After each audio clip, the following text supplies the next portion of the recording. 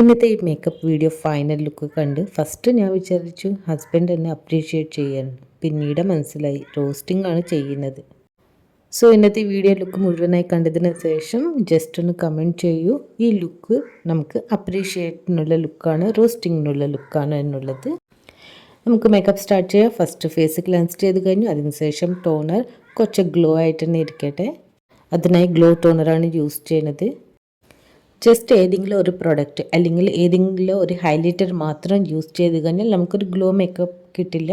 അത് നമ്മുടെ skin care മുതൽ സ്റ്റാർട്ട് ചെയ്യണം. സോ അതിനായി ഏറ്റവും ബെസ്റ്റ് നമ്മുടെ സ്കിൻ കെയർ പ്രൊഡക്റ്റ് എന്ന് പറയുന്നത് പിക്സിയുടെ ഗ്ലോ ടോണിക് ടോണർ. ഈ മോയ്സ്ചറൈസർ എന്ന് പറയുന്നതും അടിപൊളി ഗ്ലോ നൽകുന്ന ഒരു മോയ്സ്ചറൈസറാണ്. ആംബ്രോയിലിസിൻ്റെ മോയ്സ്ചറൈസറാണ്. ഇതെല്ലാവർക്കും അറിയുന്ന ഒരു പ്രൊഡക്റ്റാണ്. കുറച്ച് ബഡ്ജറ്റ് ഫ്രണ്ട്ലി അല്ല, കുറച്ച് ഹൈ ബ്രാൻഡിലുള്ള പ്രൊഡക്റ്റാണ്. ഇതൊരു മേക്കപ്പ് മോയ്സ്ചറൈസിങ് ക്രീമാണ്. നമ്മുടെ മേക്കപ്പ് ബേസ് മീൻസ് പ്രൈമറായിട്ടും നമുക്ക് യൂസ് ചെയ്യാം, മേക്കപ്പ് റിമൂവ് ചെയ്യാനും യൂസ് ചെയ്യാം. സോ നമുക്കത് നല്ലപോലെ അപ്ലൈ ചെയ്ത് കഴിഞ്ഞാൽ നമുക്ക് ഒരുപാട് ഡിഫറൻസ് നമ്മുടെ ഫേസിൽ കാണാൻ കഴിയും. ഫേസ് നല്ല സ്മൂത്താവും. അതിനുശേഷം ഞാനിവിടെ BB ക്രീമാണ് യൂസ് ചെയ്യുന്നത്. നിങ്ങൾക്ക് വേണമെങ്കിൽ നാർസിൻ്റെ റേഡിയൻറ്റ് ഗ്ലോ ഫൗണ്ടേഷൻ യൂസ് ചെയ്യാം.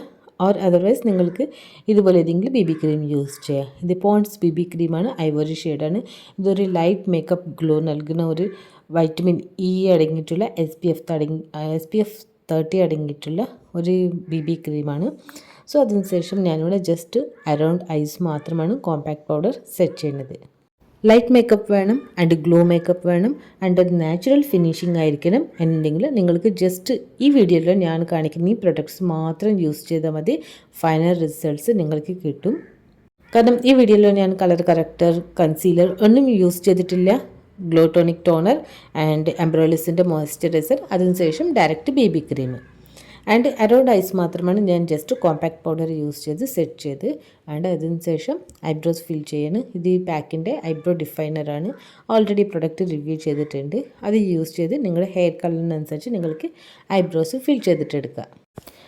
ഐബ്രോ നമ്മൾ വീട്ടിൽ സ്വയം ത്രെഡ് ചെയ്യുന്നവർക്ക് കുറച്ച് ടൈം എടുക്കും ഐബ്രോ കറക്റ്റ് ഷേപ്പ് നമുക്കെല്ലാം ക്ലിയർ ചെയ്യാൻ. സോ അതിനുശേഷം ഞാനിവിടെ മറ്റൊരു ഗ്ലോ പ്രൊഡക്റ്റാണ് യൂസ് ചെയ്യുന്നത്. ഇതൊരു ക്രീമി ഫിനിഷിംഗ് ഉള്ള പാക്കിൻ്റെ ക്രീമി ബ്ലഷാണ്.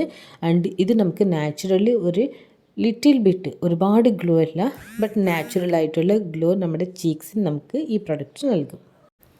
ആൻഡ് നെക്സ്റ്റ് വളരെ സിമ്പിളായിട്ടുള്ള ഒരു ഐ മേക്കപ്പാണ്. ഈ ലൈറ്റ് ഷെയ്ഡ് യൂസ് ചെയ്ത് ആദ്യം ഞാൻ ക്രീസ് ലൈനിൽ ഇതുപോലെ തന്നെ അപ്ലൈ ചെയ്യുന്നത്. ഇത് ഹുദ ബ്യൂട്ടിയുടെ ഐ ഷാഡോ പാലറ്റാണ്. അതിനുശേഷം ഈ ഷെയ്ഡിന് കുറച്ചും കൂടി ഡാർക്കുള്ള ഷെയ്ഡ് വീണ്ടും ഇതുപോലെ തന്നെ ഔട്ടർ ലൈനിൽ and outer corner and crease ലൈനിലാണ് അപ്ലൈ ചെയ്യുന്നത്.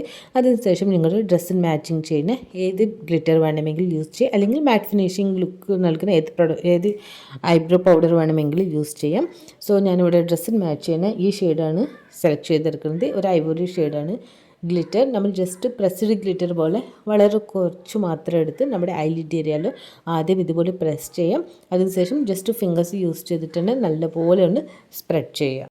നെക്സ്റ്റ് നമുക്ക് കാജൽ അപ്ലൈ ചെയ്യാം. ഇത് Forever 52യുടെ കാജലാണ്. ഈ കാജൽ നമുക്ക് കണ്ണിൻ്റെ താഴെ നോർമലായി നമ്മൾ കാജലൊക്കെ അപ്ലൈ ചെയ്യുന്നത് പോലെ അപ്ലൈ ചെയ്യുക.